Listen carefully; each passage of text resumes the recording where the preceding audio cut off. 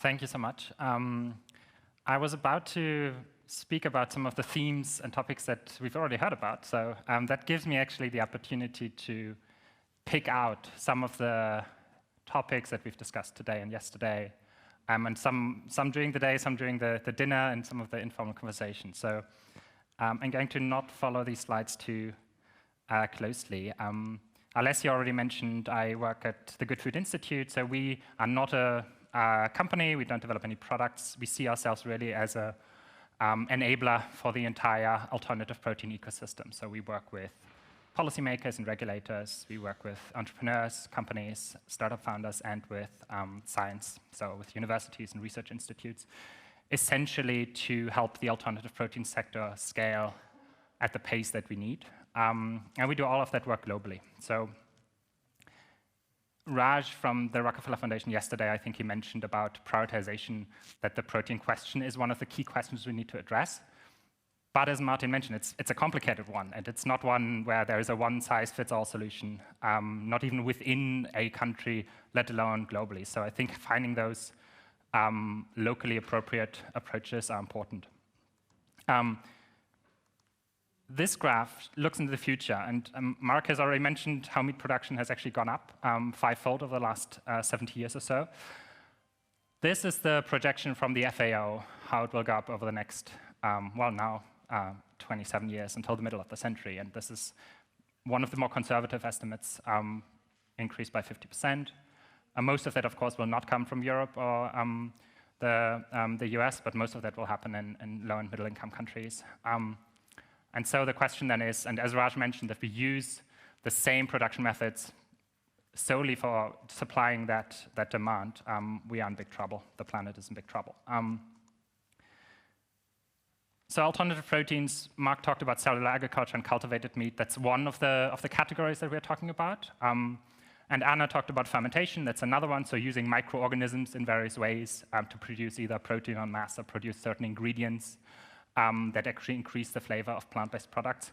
And then plant-based is the one that most people are familiar with. So here we are not talking about a bowl of beans or lentils, although personally I'm a fan of lentils, but we're talking about the type of plant-based products, plant-based burgers, sausages that can actually replicate the experience of eating meat, that look like meat, that cook like meat, and are supposed to taste like meat. And as Alessio mentioned, there has been tremendous interest in this from a private investor perspective. But we also have to, I think, be realistic where we are right now. And currently, most of those products that are on the market, on the plant-based side, they don't taste the same as animal products. And mostly, they're actually more expensive. And then if we talk about fermentation and cultivated meat, they are not nearly there yet in terms of cost parity and price parity. But I think that's something, and it applies to alternative proteins, but it also applies to other innovations, we always have to think about. How can we make sure these products that have the potential to be transformative are affordable and accessible and actually appealing to consumers? Because in the end, most consumers in most countries, the main factors for making their purchasing decisions in the supermarket or in the restaurant are price, taste, and convenience. It's not considerations about environmental impact, public health, or animal welfare. Unfortunately, it's not, so we need to make sure how can we offer products that taste the same or better, that cost the same or less, that deliver similar or better nutrition. I think that's especially important in countries where there are nutrient deficiencies still. And how can we make sure the existing players in the food production system, and especially farmers, can participate in the value creation in these new sectors? And how can we make sure we have support systems to transition farmers to more sustainable production methods? I do want to make an analogy to alternative proteins and some of the technologies we've seen in transport and renewable energy. And I'm very mindful that the food system transition, the energy transition, the transport transition are not the same. There are significant differences that we should be mindful of. But I think there are also actually relevant learnings. And one learning is that we are not talking about a wholesale replacement from today to tomorrow, not even to next year or the next 10 years. What we are talking about is diversifying our protein sources. So this is the case for electric vehicles, which I think we all agree are essential to decarbonize transport. They are not the only solution. They're not the silver bullet. We need to think about aviation. We need to think about shipping. We need to think about more cycling, public transport. But without electric vehicles, it's just very unlikely that we will actually get away from fossil fuel cars. And this is from Bloomberg, really looking at how the electric vehicle market could take off over the next decades. And there you see, even in 2014, with ambitious projections, it's still going to be a minority of the global car fleet. But it's these kind of approaches that we need to think about. And this is what we basically need to do for meat. We need to make sure, as Raj mentioned yesterday, that the future demand increase in meat, that will happen. We are just have so good data that with rising incomes, people want to eat less meat. Even if we try cultural change, even if we try educational change, we will not bend that curve down further. So how can we make sure there are alternatives available to supply that meat? And that's what alternative proteins is about. It's about diversification. It's not about wholesale replacement. I'm supposed to talk about policy, because that's, I think, one of the areas that I work in. So I talk to policymakers in the European Union and across Europe and regulators in my day job. And it came through yesterday in the morning. I remember the word cloud. Francis, you and I talked about this, about what the biggest barriers are for the agri-food tech sector, and regulation was like one of the key themes. And I think when we talk to policymakers, we need to talk about these things a bit differently than if we talk to investors, or if we talk to journalists, or if we talk to other stakeholders. And one example from the alternative protein sector is, what are actually the societal effects of these new technologies? What is the potential in terms of greenhouse gas emissions, public health, environmental impacts, jobs, economic growth, and not just the impacts of one particular product or one particular plot for an agricultural method, one particular farm, but if we scale that up, if it's X% of the economy, of the market share, what does that actually do to all these factors? And then, what does it cost? What do we need to get there? Because, as I mentioned, we are not there yet with alternative proteins and with lots of these other technologies. And I just want to quickly go through this global innovation needs assessment that the Climate Works Foundation has done with the UK Foreign Office, and the follow-up assessment they did with the Global Methane Hub, which is a huge initiative by several philanthropic foundations, Hewlett-Packard Foundation, Children's Investment Fund for the Future, and others. And they looked at all these factors. They looked at what are all the methane abatement interventions that are out there. So this could include livestock interventions like feed additives. It includes things like food loss and waste reduction there. We've already heard about how important that is. It looks at rice cultivation. What are the interventions there? And really modeled and quantified what's the potential by the middle of the century. And it found that alternative proteins, like a substantial shift towards it, not a wholesale replacement, but a substantial shift, would have this potential of mitigating 1.85 gigatons of CO2 equivalents by 2050. And that is about 44% of all the potential interventions of all the methane approaches.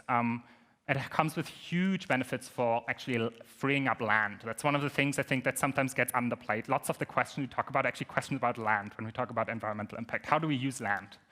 What kind of food do we grow? Do we feed what we grow to animals and then eat the animals? Do we eat it directly? And again, most of the land use benefits, actually 90% of all the methane interventions, they come from alternative proteins. There's huge job potential, representing about 2/3 of all the interventions and the economic value. This could become a $700 billion market by 2050. But this is not a done deal. This is not definitely just going to happen with innovation and with private sector activity. What is really required is investment by governments and by the private sector. And to quantify that, in this assessment, they looked at around $10.1 billion per year in public R&D funding and in private sector research incentives, manufacturing capacity scale-up, as Mark mentioned. We need to build a lot of factories. We need to build a lot of fermentation tanks. And that requires money. That requires public support, as we've already done or are we doing now in renewable energy and electric vehicles and hydrogen. Governments have a role to play there. And that's essentially what my message is, not on alternative proteins to you, but also to other innovators in other sectors. Talk to governments, collaborate, come together, and then figure out what are asks to governments that actually have the potential to boost innovation. We talked yesterday a bit about the need for education, the need maybe to cook more in our homes, and I'm all for that. I would love to cook more. Unfortunately, I'm not nearly cooking as much as I would like to. But unfortunately, those interventions, even if they are successful, they don't really scale globally. If we teach more people to cook more plant-based in Spain, that doesn't do anything to meat consumption in China and India.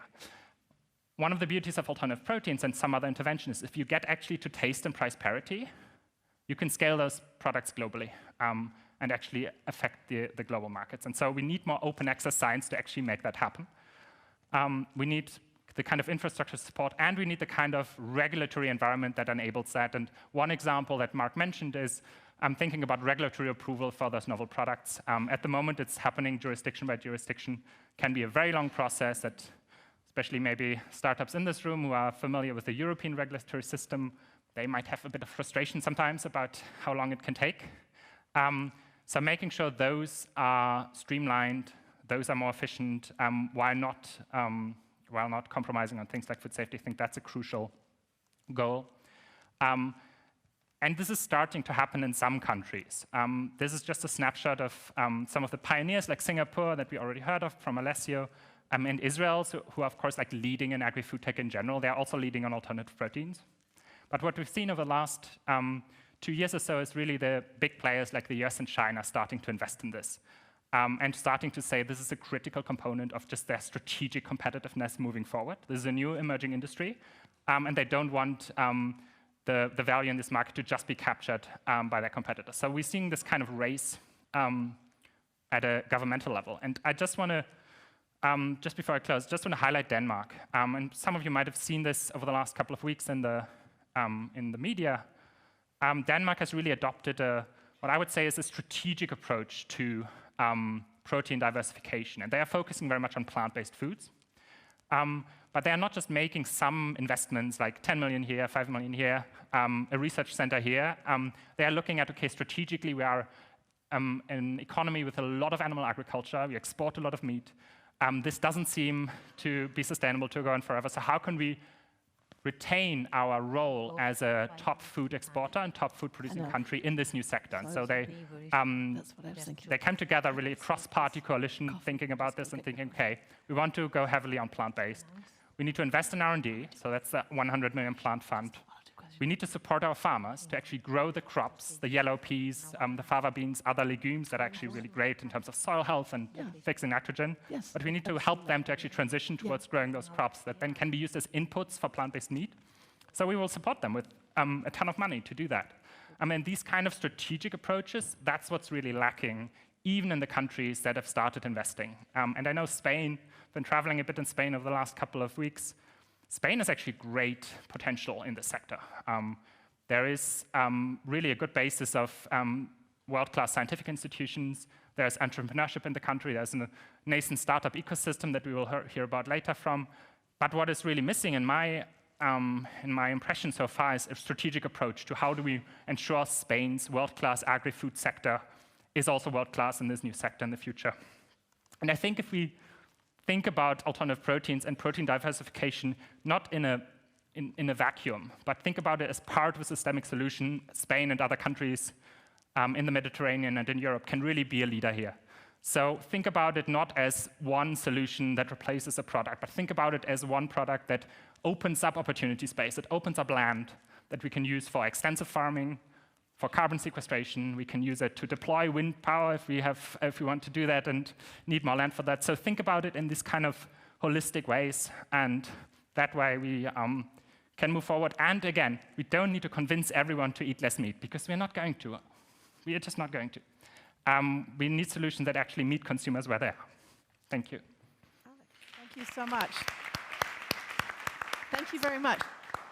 So I think we have time for a couple of questions for this panel. And you have a question right there, Martin. Okay.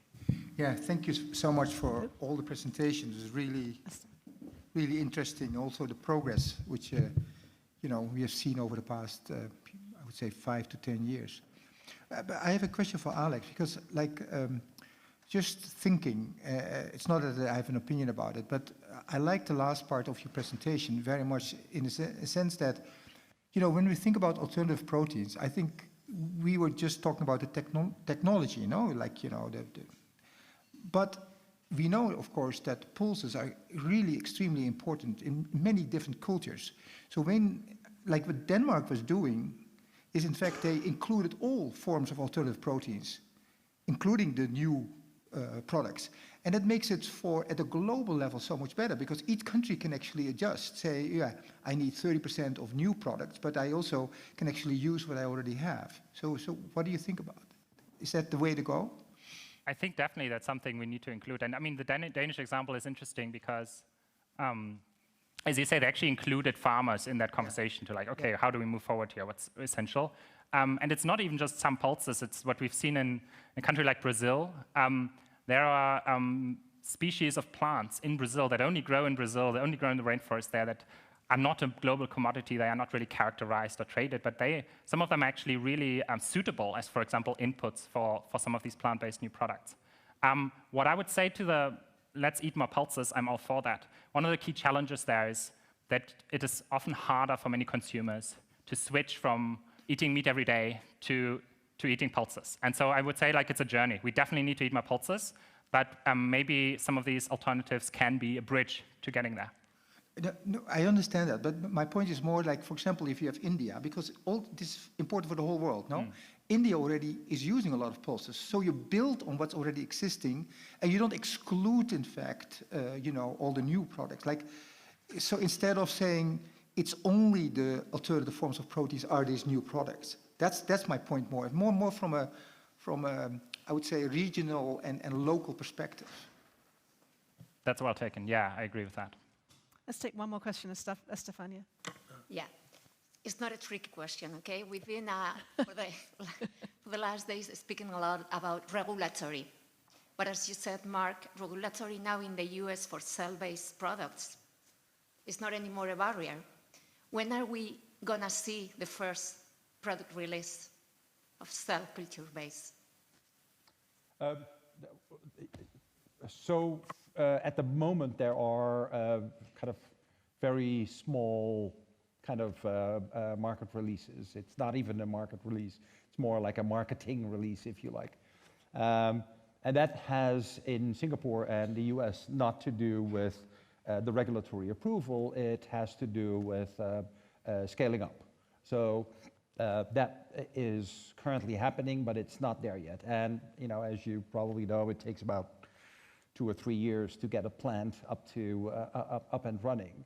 So this is lagging behind. And also, by the way, and it was mentioned already, the first products that we're going to see are for sure hybrid products. There are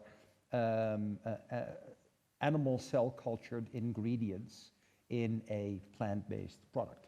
For instance, fat is one of the obvious ones. And so those are going to be the first products because of scale, because you essentially dilute your cultured product with plant-based, but also because of price. We are still working on that supply chain to use cheap ingredients, so the price is still relatively high. Thank you all very, very much. We're going to keep going. The next group is about changing. Can I ask this quick question? You have a quick question. Okay. Yeah, this question probably linked to your next session. Okay, because we go to ultimately, all these innovative products are consumed by consumers. Right. And yesterday, we saw the big change in demographic is the rapid growth of senior population, and that represented the biggest opportunity for all the innovation product can link to the health and longevity of senior population. So from production point of view, before we get to the next session, probably some of the coverage will go in. Maybe the panel can shed some light on this issue. Yeah, I think it's a fair point. And if we actually look at acceptance of these products, it's highest in the younger population, and it's lower in the older population. Also, the percentage of vegetarians and vegans is much higher in the younger population than in the older population. So it is a fair point. On the other hand, as Alex mentioned, this is going to evolve over the next 20 years. And the people who are now 30, who are very accepting and looking forward to this, are by then 50, right? So you have to look kind of forward to see how that demand actually increases for these products. It's a great transition. Thank you very much, Dongmin, for the question. And thank you to our panel. That was great.